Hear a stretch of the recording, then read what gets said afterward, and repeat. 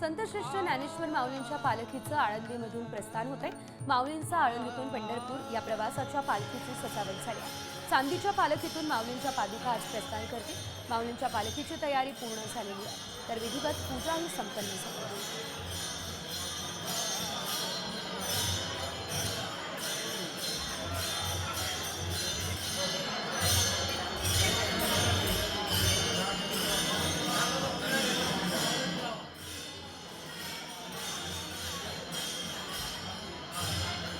आणि याचाच आढावा आमचे प्रतिनिधी रोहिदास गाडगेंनी घेतला, पाहू। संत श्रेष्ठ ज्ञानेश्वर माऊलींचं पालखी प्रस्थान होते।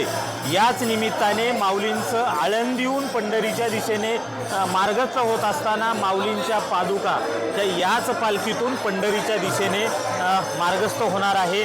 त्यासाठी पालखी ही सजवण्यात आलेली आहे। काहीच वेळापूर्वी पालखी पूजन या ठिकाणी झालेलं आहे। विविध रंगाच्या फुलमाळांनी माऊलींची पालखी सजवण्यात आलेली आहे। संपूर्ण पालखी ही चांदीमध्ये बनवण्यात आलेली आहे। तिची डागडुजी या ठिकाणी करण्यात आली आहे। खरं तर विठुरायाच्या भेटीची आस लागलेली आहे आणि याच भेटीसाठी माऊली या पालखी रथातून पंढरीच्या दिशेने रवाना होणार आहेत। त्यासाठी या ठिकाणी जय्यत तयारी करण्यात आलेली आहे। पालखी विविध फुलमाळांनी सजवण्यात आलेली आहे आणि हा सोहळा या ठिकाणी संपन्न होतोय।